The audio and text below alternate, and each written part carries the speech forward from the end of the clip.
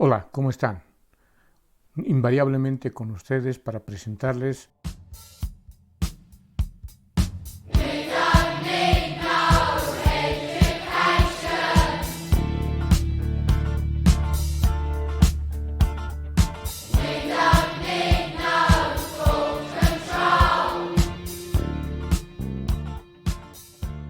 Ahora estamos con el comportamiento térmico de los gases. En este capítulo vamos a abordar el modelo físico del gas ideal, las variables macroscópicas que intervienen y el trabajo, ya sea realizado por un gas o realizado sobre un gas, también denominado trabajo termodinámico. El modelo de un gas ideal tiene estas cuatro características. Primero, respecto al movimiento.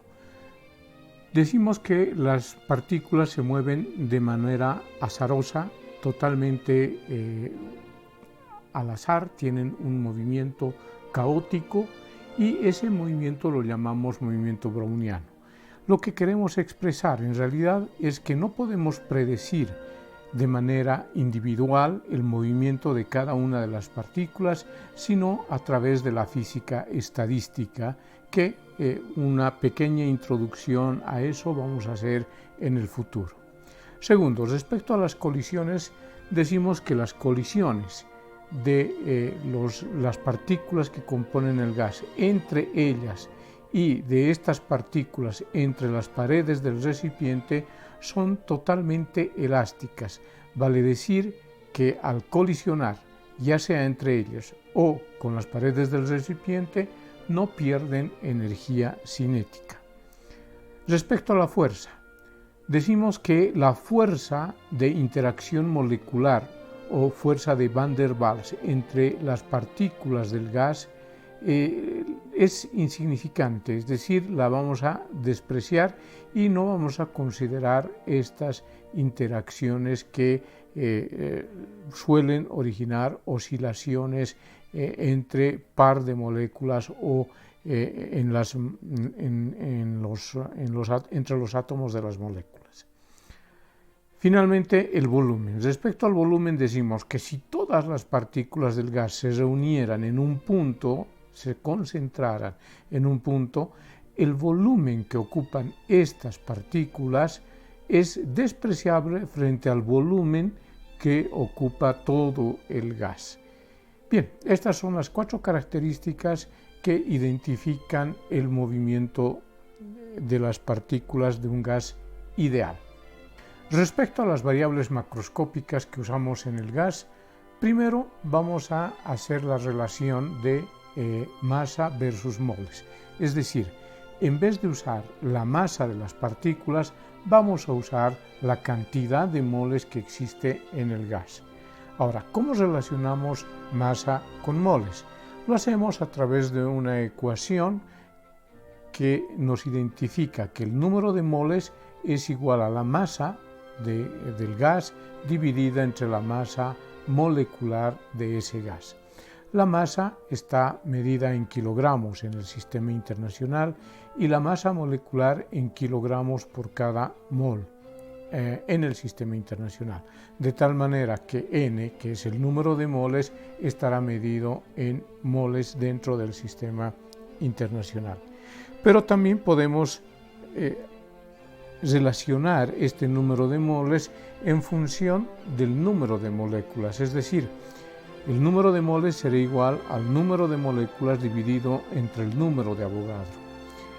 Y el número de Avogadro consideramos como 6.022 por 10 elevado a la 23, 1 sobre mol dentro del sistema internacional. De tal manera que esta n es simplemente un número, porque es el número de moléculas, qué sé yo, 8 por 10 a la 22 moléculas, ¿no? Dividido entre el número de Avogadro, que es 6.022 por 10 a la 23, nos dará el número de moles. Otra variable macroscópica que vamos a usar es el coeficiente adiabático, que es un aporte de la química experimental. Este coeficiente adiabático está en función del tipo de gas. Los gases monoatómicos tienen un coeficiente adiabático que está alrededor de 5 tercios. ¿Por qué decimos alrededor de 5 tercios? Porque este valor 5 tercios, lo vamos a demostrar, es teórico. Lo vamos a demostrar, como decía antes, a través de la mecánica estadística, de una leve introducción a la mecánica estadística, pero los experimentos realizados por los químicos arrojaban valores muy cercanos a 5 tercios para gases monoatómicos. Los gases diatómicos tienen un coeficiente que está alrededor de los 7/5 y los gases poliatómicos alrededor de 4 tercios. La gráfica que vamos a usar con frecuencia es la gráfica presión, volumen, temperatura. Es decir, graficamos en el eje de las X o el eje de las abscisas el volumen. En el eje de las ordenadas o eje Y, la presión. Y la temperatura son estas curvas que las llamamos isotermas. En realidad son hipérbolas equiláteras. Entonces, en un proceso cualquiera, nosotros vamos desde un punto en el cual la presión es, por ejemplo, este punto que sería, la presión sería presión sub 4, el volumen sería V sub 1, hasta este otro punto en el cual la presión es inferior a P sub 1 y el volumen es V sub 4.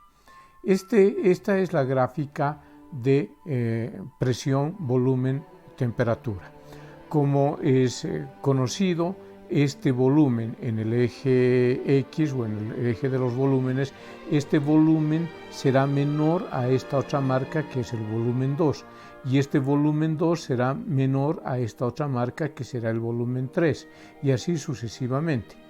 El volumen 7 en este caso será mayor a todos estos volúmenes que están a su izquierda y menor a los volúmenes que están a la derecha.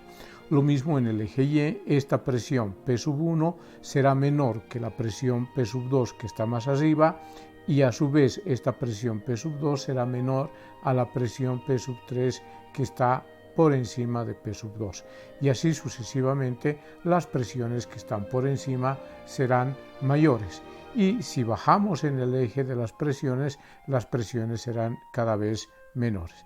En este proceso la presión ha disminuido al aumentar el volumen. El volumen ha ido aumentando mientras que la presión ha ido disminuyendo. Y la temperatura. ¿Qué decimos de la temperatura? Cada una de estas isotermas o hipérbolas equiláteras representan una temperatura. De tal manera que esta, que es la más baja, va a representar una temperatura T sub 1 que va a ser menor a esta otra que representa una temperatura T sub 2. A su vez, esta va a ser menor a esta otra temperatura que va a ser T sub 3 y así sucesivamente. Cuanto más alejada del origen de coordenadas en la gráfica PV esté la temperatura, mayor será su valor y cuanto más cercano esté al origen de coordenadas será menor la temperatura. Entonces este es el gráfico presión, volumen, temperatura, donde vamos a construir los procesos termodinámicos que vamos a ver. Antes de ver procesos termodinámicos, definiremos lo que es el trabajo mecánico de un gas. Aquí tenemos un sistema que tiene un volumen inicial V sub 0 y la gráfica presión, volumen, temperatura. Entonces el sistema estaría iniciando en este punto, con esta presión, este volumen y una temperatura que esté pasando por una isoterma que esté a esta altura, entre estas dos temperaturas.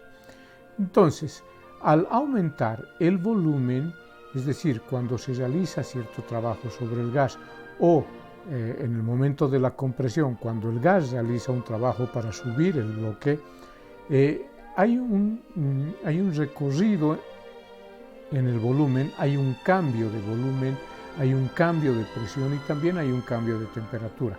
Bueno, no siempre ocurre en todos los procesos así, pero en general este sería un proceso en el cual cambian las tres variables, presión, volumen y temperatura. Y el trabajo que realiza el gas o que se realiza sobre el gas estaría representado por el área bajo la curva de este proceso. Eso matemáticamente lo identificamos mediante la ecuación de una integral de presión por diferencial de volumen, pero en esencia es el área que está bajo la curva del proceso. Ahora sí vamos a ver algunos procesos.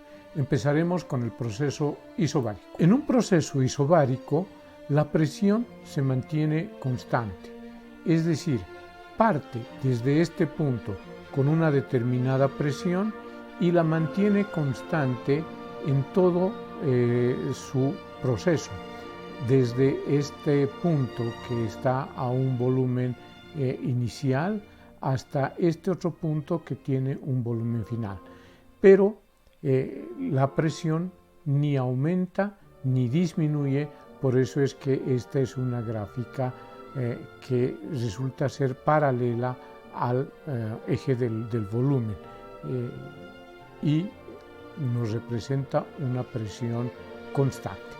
Por lo tanto, las magnitudes que se mantienen constantes en este proceso es el número de moles y la presión del gas, es decir, no se aumenta masa al gas y tampoco se cambia la presión. En cambio, la temperatura y el volumen van cambiando de tal manera que a mayor temperatura, al aumentar la temperatura, también aumenta el volumen. La temperatura está aumentando desde esta isoterma hasta esta otra y el volumen desde este punto hasta este punto. Entonces las variables son el volumen y la temperatura y la ecuación será volumen sobre temperatura en este punto igual a volumen sobre temperatura en este otro punto.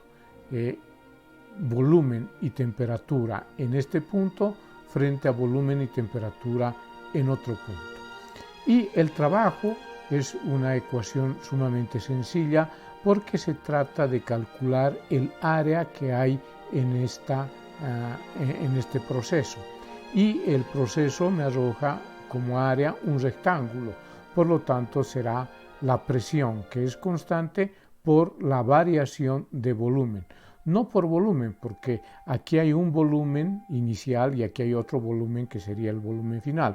Por lo tanto, ha cambiado el volumen desde V sub 0 hasta V final, y ese es un delta V. Entonces, el trabajo a presión constante, este subíndice de aquí me indica trabajo a presión constante es igual a P por delta V. Esta sería la gráfica de un proceso isobárico y estas serían las ecuaciones, esta sería la ecuación, las magnitudes que permanecen constantes y las magnitudes que permanecen variables.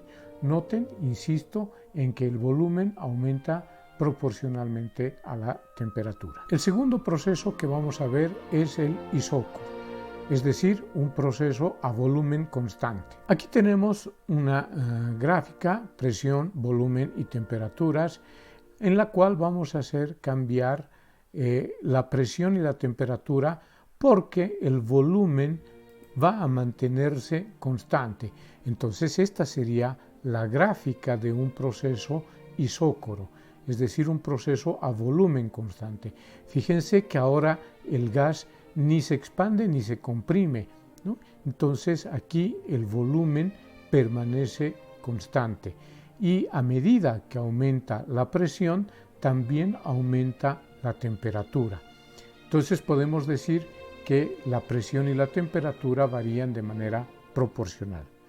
Pero veamos, las magnitudes que permanecen constantes son el número de moles, porque no aumentamos ni disminuimos gas en el recipiente, y el volumen del gas, porque este volumen permanece constante. Por lo tanto, las magnitudes variables serán la presión, que va aumentando a medida que la temperatura aumenta. A mayor temperatura habrá mayor presión. Por lo tanto, la ecuación será para presión y temperatura en un punto igual a la presión y temperatura en otro punto. Presión sobre temperatura en un punto inicial y presión sobre temperatura en un punto final. El trabajo a volumen constante, esta V de aquí, insisto, significa trabajo a volumen constante, es cero, porque en este proceso no se genera área y podemos ver que no hay cambio de volumen, es decir, no hay quien haga girar esta rueda porque este pistón permanece quieto sin cambiar su volumen y no realiza trabajo. Entonces, el trabajo a volumen constante es definitivamente nulo. El tercer proceso que vamos a ver es el isotérmico. Cuando hablamos de un proceso isotérmico, estamos refiriéndonos a un proceso en el cual el número de moles y la temperatura son las magnitudes que permanecen constantes. Fíjense cómo el proceso cambia desde un punto hasta otro punto, pero siguiendo la misma isoterma, es decir, sin cambiar su temperatura. La temperatura permanece constante. No salta de una temperatura a otra, sino que el proceso se realiza a temperatura constante. Ese es el isotérmico. Ahora bien, en este proceso isotérmico, entonces, a medida que el volumen aumenta, la presión disminuye. Entonces, presión y volumen son inversamente proporcionales. Este volumen y la presión que cambian tendrá una ecuación: presión por volumen en un punto, en este punto inicial, igual a presión por volumen en este otro punto final. Es decir, esta presión multiplicada por este volumen y esta presión multiplicada por este volumen son iguales. Ahora, el trabajo será el área de esta figura. Claro, el área de esta figura es ya un poco complicada de tratar de calcular por geometría básica. Tenemos que hacerlo indudablemente por el método de integración. Y eso lo hacemos con una ecuación muy sencilla que nos arroja una ecuación trabajo a temperatura constante igual a presión por volumen en un punto, ya sea el 1 o el 2, porque P por V1 es igual a P por V sub 2, entonces P1, V1 puedo reemplazar por presión 2 y volumen 2, ¿no? Entonces, presión por volumen en un punto por el logaritmo natural del volumen final dividido entre el volumen inicial. En este caso nos da, con los números que hemos trabajado, nos da un valor de 4.53. El GeoGebra es un programa muy práctico que nos permite calcular este integral sin necesidad de recurrir a integrales. Finalmente vamos a ver el proceso adiabático, es decir, el cuarto proceso que mantiene constante otras variables, que son el número de moles y la energía calorífica. Es decir, este proceso se realiza más o menos como en un baño María, es decir, haciendo que la energía calorífica no salga del gas, no haya un escape de energía calorífica, pero tampoco haya energía calorífica que entre al gas. Por lo tanto, aquí se mantiene constante la energía calorífica y también la masa del gas, de tal manera que el número de moles y la energía calorífica permanecen constantes. Ahora, las magnitudes variables, si nosotros podemos observar en la gráfica, varía la presión porque está disminuyendo. De una presión muy alta está yendo a una presión baja. Y el volumen está aumentando de un volumen inicial que está a la izquierda hasta un volumen final que está a la derecha. Y la temperatura disminuyó de una temperatura que está más alejada del origen de coordenadas a otra temperatura que está más cercana. Por lo tanto, la temperatura disminuye. Aumenta el volumen, disminuye la presión, disminuye la temperatura. Por lo tanto, las tres son magnitudes variables: el volumen, la presión y la temperatura. La ecuación para este proceso es presión por volumen elevado al coeficiente adiabático del gas. Entonces, en este tipo de proceso sí nos interesa saber qué tipo de gas es, si es monoatómico, diatómico o poliatómico, para aplicar aquí el coeficiente adiabático respectivo. Entonces, presión por volumen en un punto, en el punto inicial, será igual a presión por volumen elevado a la gamma en el punto final. Y el trabajo realizado por este proceso a calor constante, Q es calor, entonces trabajo a calor constante será la presión por el volumen en el punto inicial menos la presión por el volumen en el punto final dividido entre el coeficiente adiabático menos 1. Es evidente que este trabajo también se calcula mediante esta área y eso lo hacemos con integrales, pero el GeoGebra, como les dije, nos puede calcular esa integral, esa área, de una manera muy fácil.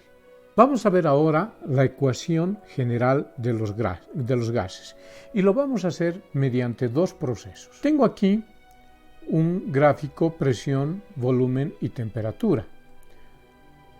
Vamos a desarrollar primero un proceso isobárico, es decir, manteniendo la presión constante hasta esta otra temperatura, desde temperatura A hasta temperatura B, durante este proceso. Entonces, en este proceso, como la presión permanece constante, puedo decir que en el punto A la presión y en el punto B son iguales. Presión en A es igual a la presión en B. Este es el punto A y este es el punto B. Es decir, aquí estaría la presión de A, volumen de A y la presión de B. Lo mismo es aquí, presión de A o presión de B, pero será la temperatura de B y el volumen de B. Aquí estará la temperatura del punto A y aquí la temperatura del punto B.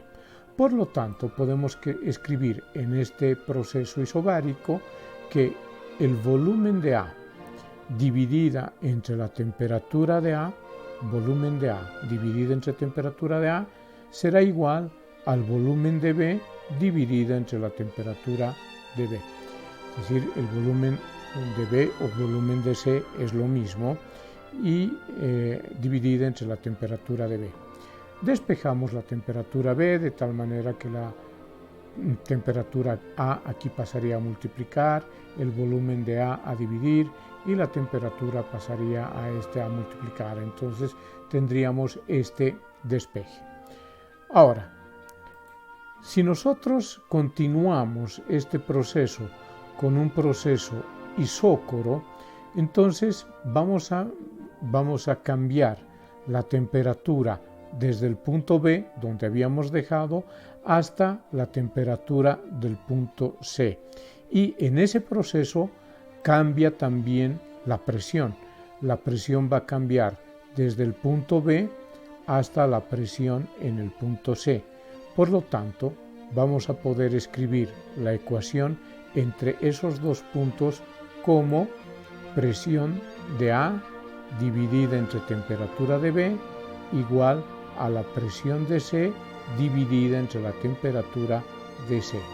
De aquí lo propio, despejamos la temperatura de B dándonos presión de A por temperatura de C dividida entre la presión de C. Ahora, aquí yo tengo despejadas las dos temperaturas. La idea es que nosotros nos estamos moviendo desde el punto A hasta el punto C. Entonces voy a eliminar el intermediario, que en este caso sería la temperatura de B. Entonces, igualando estas dos ecuaciones, logro eliminar la temperatura de B. Me queda presión de A, temperatura de C, sobre presión de C, igual volumen de C, temperatura de A, sobre volumen de A. Reordenando un poco esta ecuación, tendríamos que la presión en el punto A multiplicado por el volumen de A y dividido entre la temperatura de A va a ser igual a la presión de C multiplicada por el volumen de C y dividida entre la temperatura de C. Lo único que he hecho es pasar de un lado al otro los términos y conseguir que en el primer miembro estén todas las variables referidas al punto A. Presión de A, volumen de A y temperatura de A. Y en el segundo miembro estén todas las variables referidas al punto C, es decir, la presión de C, la temperatura de C y el volumen de C. Y esta es la ecuación general de los gases. La llamamos general en realidad porque abarca a tres procesos. Para el entonces en que se descubrió esta ecuación, todavía el proceso adiabático no estaba en desarrollo. Por eso es que cuando esta ecuación involucraba al proceso isobárico, isócoro e isotérmico, entonces se la conoció como ecuación general porque involucra a esos tres procesos. Es decir, yo puedo trabajar con esta ecuación en vez de trabajar con las ecuaciones que habíamos visto en el isobárico, isócoro o isotérmico. No me sirve para el proceso adiabático. Tenemos ahora la ecuación de estado de un gas ideal, porque en todos los procesos hemos mantenido el número de moles constante. Es decir, el número de moles constante y la presión constante, proceso isobárico. Número de moles y volumen constante, proceso isócoro. Número de moles, temperatura constante, proceso isotérmico. En fin, pero ¿qué pasa con esta variable del número de moles? ¿Qué sucede si cambia? Entonces, primero, que al cambiar el número de moles, cambian proporcionalmente la presión y el volumen. ¿Por qué? Porque al haber mayor número de moles, es decir, al haber más moléculas del gas, habrá más colisiones en las paredes del recipiente, lo cual aumenta la presión. Y al haber más moléculas de gas, también aumentará el volumen del gas. Por lo tanto, a mayor número de moléculas habrá mayor presión y mayor volumen. Pero al aumentar el número de moles, disminuimos la temperatura, es decir, la temperatura y el número de moles son inversamente proporcionales. ¿Por qué? Porque al aumentar el número de moles, al aumentar las moléculas del gas, la energía que tiene este gas se tiene que redistribuir entre todas las moléculas. Por lo tanto, habrá un decaimiento de la energía. A cada molécula le corresponderá menor energía y eso hará que la temperatura baje. Entonces nosotros podemos decir que este número de moles es proporcional a la presión y al volumen e inversamente proporcional a la temperatura. Pero nosotros en física no trabajamos con el signo de proporcionalidad, sino con igualdades. Entonces, nosotros para convertir una proporcionalidad en igualdad tenemos que multiplicarla por una constante. Y es precisamente esta R que la llamamos constante universal de los gases. Si ordenamos esta ecuación, tendremos una ecuación más conocida como P por V es igual a nRT, que la propuso Clapeyron. Fíjense que esta es una ecuación de estado. Es decir, cuando nos preguntan ¿cómo estás?, nos están preguntando cómo estamos en ese momento, en ese instante. O sea, en este instante, si me preguntan cómo estoy, yo les digo estoy bien, porque estoy bien en este instante. De repente más tardecito me descompongo o mejoro inclusive más, ¿no? pero en este instante yo tengo un estado. Ese es el significado de ecuación de estado. Hay un punto en la gráfica PVT, un solo punto, en el cual se cumple esto. Y todos los otros puntos cumplen la misma relación. Es decir, es una ecuación que no va de un punto a otro punto, sino que está en un estado. Es un punto en la gráfica PVT.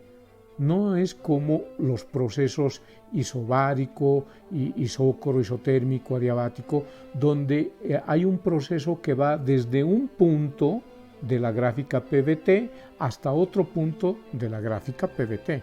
¿No? Aquí se trata de un solo punto. Por eso se llama ecuación de estado. Es el estado en el que está el gas en ese instante. Bien, esa constante universal que les decía tiene un valor de 8.314 en el sistema internacional y su unidad de medida es el Joule sobre Kelvin mol. El Joule lo puedo escribir como Pascal metro cúbico y el Pascal metro cúbico como kilogramo metro cuadrado sobre segundo al cuadrado. Entonces, cualquiera de estas unidades en las que yo me maneje, estoy dentro del sistema internacional. Entonces yo puedo decir que es 8.314 Joule Kelvin mol, como también puedo decir que es 8.314 Pascal metro cúbico sobre Kelvin mol, o definitivamente 8.314 kilogramo metro cuadrado sobre Kelvin mol segundo al cuadrado. Pero también podemos expresar esta constante universal de los gases en otros sistemas que son un poco más conocidos, especialmente en el ámbito tecnológico. Esta constante vale 0.082 atmósfera litro Kelvin mol. Atmósfera es unidad de presión y litro unidad de volumen. Entonces, en este sistema, atmósfera litro Kelvin mol, el valor de la constante es 0.082. Si la presión mido en milímetros de mercurio o torricelis y el volumen en litros, entonces el valor de la constante es 62.4 milímetros de mercurio litro sobre Kelvin mol. O si en vez de Joule, que es unidad de energía, uso calorías, será 1.987 calorías por Kelvin mol. Estos son los valores de las constantes en otros sistemas de medida. En el sistema internacional, 8.314. La ecuación de estado también la podemos escribir de otras maneras, es decir, en vez del número de moles puedo escribir masa sobre masa molecular. Y esto es interesante porque me puede dar una relación con la densidad, ya que la densidad es masa sobre volumen. Es decir, esta masa la mantengo aquí, este volumen paso a dividir y esa masa dividido entre el volumen sería la densidad. Por lo tanto, la masa molecular pasa a multiplicar y RT a dividir, quedándome que la densidad sería la presión, la masa molecular dividida entre la constante universal de los gases y la temperatura. Fíjense que la densidad está afectada tanto por la presión como por la temperatura, ¿no? La densidad de un gas. Ahora, el número de moles también lo podemos expresar, como habíamos visto, con el número de moléculas sobre el número de Avogadro. Es decir, P por V, y en vez del número de moles, N, sería número de moléculas sobre el número de Avogadro. Y aquí quiero llamar la atención en estas dos constantes, porque de pronto se chocan dos constantes aquí, la constante universal R y otra constante que es el número de Avogadro. Si la expreso en el sistema internacional, esta constante R, habíamos dicho que es 8.314 Joule sobre Kelvin mol. Y el número de Avogadro es 6.022 por 10 a la 23, 1 por cada mol, o mol a la menos 1. Entonces, esta división R entre Na al dividir esta R entre esta Na, estoy dividiendo dos constantes, por lo tanto me va a dar una nueva constante que la conocemos como constante de Boltzmann, y su unidad será Joule sobre Kelvin, porque este mol se simplificará con este mol, y el valor que me da es 1.38 por 10 a la menos 23 Joule por Kelvin, es decir, energía por unidad de temperatura. Esta es una constante muy interesante, muy importante, especialmente manejada por los físicos. Muy bien, hasta aquí el video que les he preparado para esta parte de los gases, sus variables macroscópicas, el modelo del gas ideal, el trabajo realizado por un gas en los 4 procesos que vamos a ver con detalle adelante para definir fundamentalmente procesos cíclicos. En eso va a basar nuestro avance hacia el futuro, nuestros próximos videos. Muy bien, muchísimas gracias por su tiempo y será hasta un nuevo video.